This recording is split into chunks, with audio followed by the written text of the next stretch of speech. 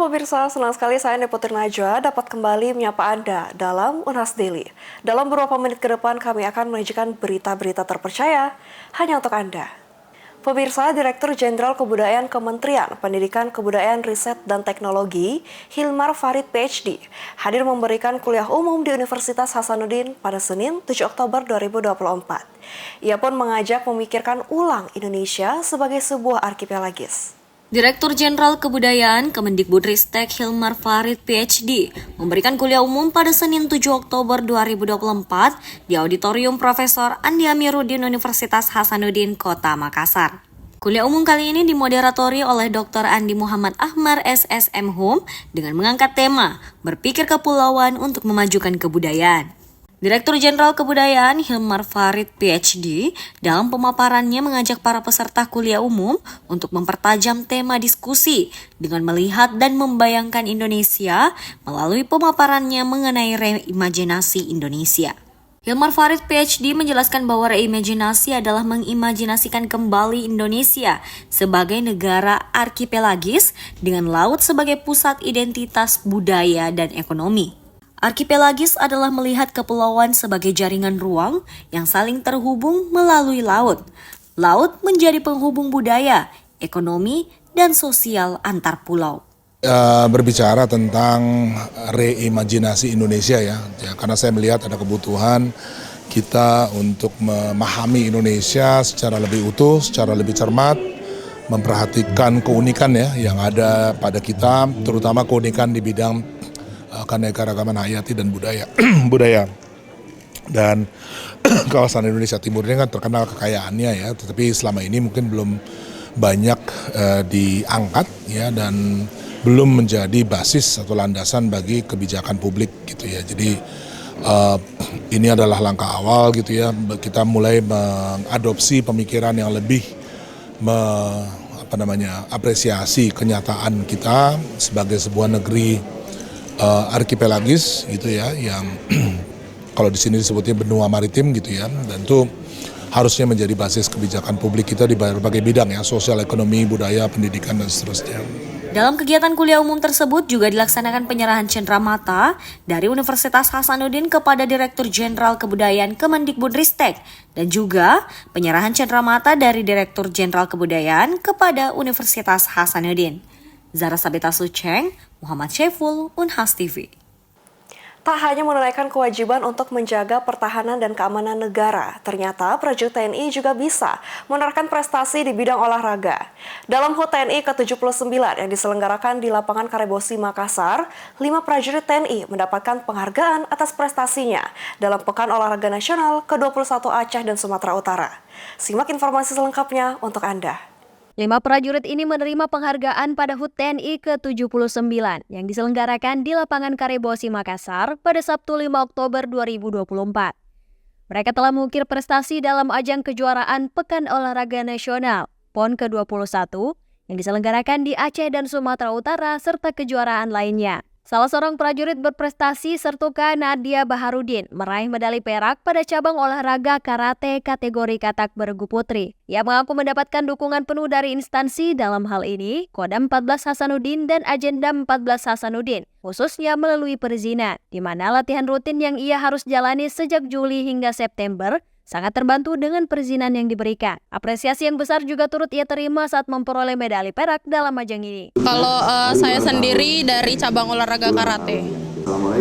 Kemarin saya berhasil meraih medali perak di ajang Pekan Olahraga Nasional PON 2024 yang diselenggarakan di Medan, Sumatera Utara. Saya bermain di katak bergu putri di cabur karate. Untuk sejauh ini kesulitan mungkin tidak terlalu banyak karena dari instansi saya sendiri pun sangat-sangat mendukung. Kodam 14 Hasanuddin dan Agenda 14 Hasanuddin tentunya instansi saya sangat mendukung untuk atlet-atletnya yang berprestasi. Bentuk dukungan seperti izin kan, kita sebagai prajurit TNI tentunya juga bertugas dan harus membagi waktu untuk latihan. Bentuk dukungan dari instansi saya sendiri sangat mendukung penuh dari mulai izin. Kami izin itu kurang lebih ada dari bulan Juli sampai dengan September. Itu kan sangat banyak saya meninggalkan jam kantor, tapi malah diberikan izin yang begitu banyak dan apresiasi tentunya dari Kajenda 14 Hasanuddin dan tentunya dari Bapak Pangdam 14 Hasanuddin. Kalau reward sendiri biasanya kami diberikan bonus dari Bapak Pangdam 14 Hasanuddin dan bentuk piagam penghargaan dari beliau. Dari Yonif 725 Woroagi juga turut menyumbangkan medali untuk Sulsel melalui Pratu alias Praji. Ia meraih medali perak pada cabang olahraga duathlon spring distance. Dukungan juga didapatkan dari kesatuannya. Tak hanya apresiasi saat mendapatkan juara, ia bahkan dibekali suplemen saat berangkat ke Aceh. Ya, terima kasih. Jadi kemarin saya di Pekan Olahraga Aceh Sumut yang ke-21, saya mempersembahkan medali perak buat Sulsel di nomor duathlon sprint distance.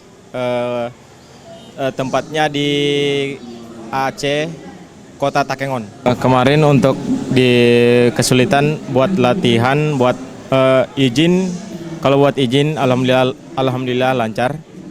Pimpinan kami mendukung untuk bisa terus berprestasi, mengharumkan TNI Angkatan Darat.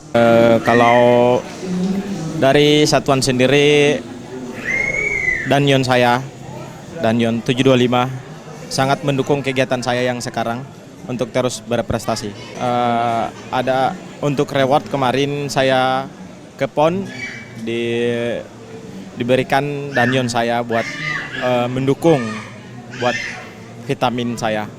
Tak hanya dari komandan satuan mereka, apresiasi atas prestasi para prajurit TNI ini juga diberikan oleh PJ Gubernur Sulawesi Selatan, Profesor Dr. Zudan Arif Fakrullah. Mereka juga turut dalam prosesi pemotongan tumpeng bersama Komandan TNI dan para pejabat yang hadir. Iva Syarahman, Rahmatia, Unhas TV. Tren bekerja freelance semakin ramai di kalangan mahasiswa yang mencari fleksibilitas waktu kerja di tengah kesibukan kuliah. Apa yang dikejar mahasiswa dari menjadi seorang freelance? Berikut liputannya untuk Anda. Sela-sela kesibukan akademik, tak sedikit mahasiswa yang memilih pekerjaan freelance. Mereka merasa dapat memiliki kendali yang lebih besar atas waktu dan kesempatan untuk mengembangkan keterampilan di luar perkuliahan, seperti yang dikemukakan Nur Hikmah Ridwan, yang memilih menjadi tentor di sela-sela jadwal kuliahnya. Ia hanya mengambil pekerjaan saat tak ada jam kuliah, khususnya di malam hari. Di samping itu, menjadi seorang freelance mampu menjadikan dirinya mendapat gambaran tentang bagaimana menata karir ke depannya. Ya, untuk membagi waktunya sendiri, saya pribadi tidak terlalu sulit karena di freelance itu tidak setiap hari saya mengambil pekerjaan ini di waktu di mana saya tidak memiliki jam di mata kuliah atau saya mengambil jam di malam hari untuk di pekerjaan freelance ini. Karena di malam hari itu tidak ada kegiatan pembelajaran di kampus. Freelance ini bagi saya sebagai jembatan pertama bagaimana kita bisa menata karir ke depannya. Karena skill yang kita miliki pada saat freelance, kemudian bagaimana kita bisa membagi waktu, itu adalah hal-hal yang kita butuhkan untuk prospek kerja ke depannya. Jadi selain sebagai mahasiswa dan ada pekerjaan sampingan, itu bisa sebagai cara kita agar bagaimana ke depannya pada saat sudah kita betul-betul terjun di dunia kerja sebagai seorang alumni, kita sudah bisa menjadi orang yang profesional di bidang kita. Tantangan terbesarnya itu kan kalau sebagai tentor, kita harus ini tantangan terbesarnya bagi saya. Saya kan itu basicnya belajar ilmu pemerintahan, tapi tentornya sebagai tentor bahasa Indonesia dan pengajar public speaking. Tentunya ini ada sedikit perbedaan ya antara ilmu yang saya pelajari di kampus dan ilmu yang saya pelajari di freelance. Jadi setelah mungkin belajar bidang ilmu saya di kampus, tetap harus belajar untuk menyesuaikan bagaimana berjalannya kegiatan freelance saya. Meski demikian diakui Hikmah, tantangan tetaplah ada. Salah satunya adalah menyesuaikan diri dengan pekerjaannya sebagai freelancer yang tidak selaras dengan jurusan yang diambilnya di bangku kuliah. Sementara itu bagi Diva Kurnia Sesmita, seorang freelancer scriptwriting dan konten, bekerja dari mana saja dan kapan saja menjadi daya tarik bagi dirinya ketika menjadi seorang freelancer. Fleksibilitas yang tinggi membantunya mengatur time management dan menjadi sebuah keuntungan besar bagi seorang mahasiswa. Sebenarnya selain tentunya untuk mengisi waktu luang, Tentunya pekerjaan freelance yang saya tekuni sekarang itu merupakan bagian dari passion saya sebetulnya. Dan kenapa pada akhirnya saya mengambil pekerjaan di samping saya juga berkuliah adalah karena menurut saya melihat ada peluang dan juga kesempatan untuk saya mengembangkan skill dan mengenal banyak relasi-relasi yang mungkin bisa menguntungkan di saya ke depannya. Kalau saya secara pribadi, saya banyak mengambil pekerjaan freelance yang bisa dikerjakan secara remote atau bisa dikerjakan di mana saja. Jadi menurut saya itu fleksibel. Bagi Albani, freelancer tidak hanya menjadi pilihan praktis selama masa kuliah, tetapi juga langkah awal membangun karir jangka panjangnya di industri kreatif. Dengan membangun portofolio, dirinya berharap dapat meningkatkan nilai pekerjaannya di masa depan. Sebenarnya saya juga awalnya tidak berpikir untuk menjadi freelance, tapi ada kesempatan untuk mengerjakan proyek teman dan akhirnya tertarik sampai sekarang juga menjadi freelance. Di sosial media untuk me-reach out orang-orang yang ingin menggunakan jasa saya itu biasa saya menggunakan Instagram dan TikTok. Ditambahkan Albani, menjadi seorang freelancer menjadikan dirinya memegang kontrol atas pekerjaan dan waktu luang yang ada. Saat ini, menjadi freelancer telah menjadi cerminan dari perubahan preferensi gaya hidup generasi muda yang menginginkan lebih banyak kontrol atas pekerjaan dan waktu mereka. Namun, tantangan dalam pengelolaan waktu tetap menjadi isu yang perlu diatasi. Meski demikian, bagi banyak mahasiswa, bekerja freelance telah membuka jalan menuju peluang karir yang lebih besar. Rizka Amalia Fraja, Unhas TV. Departemen Tenaga Kerja Amerika Serikat memasukkan nikel Indonesia ke dalam daftar komoditas yang dipercaya melibatkan pekerja paksa dan atau pekerja anak TVPRA. Lantas bagaimana nasib kesepakatan dagang nikel yang telah diperjuangkan Indonesia? Nikel Indonesia resmi masuk daftar komoditas yang dipercaya melibatkan pekerja paksa dan atau pekerja anak TVPRA yang dirilis 5 September 2024. Departemen Tenaga Kerja AS mengutip sejumlah laporan bahwa industri pengolahan nikel Indonesia melibatkan WN Tiongkok sebagai pekerja paksa. Mereka direkrut lewat penipuan, digaji lebih rendah dari kontrak, kerja lebih panjang, serta menerima kekerasan fisik dan verbal.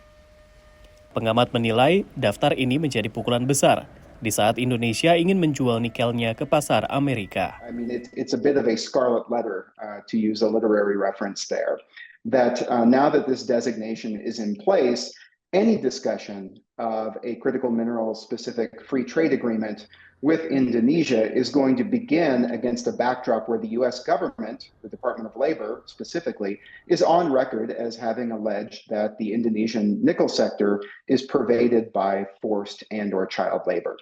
Indonesia tengah berupaya menjalin kerjasama perdagangan bebas terbatas atau Limited Free Trade Agreement dengan Amerika.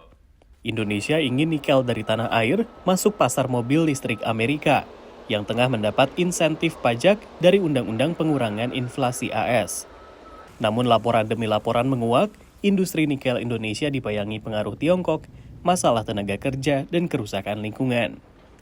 Hal ini bahkan membuat perjanjian perdagangan mendapat perlawanan di Kongres.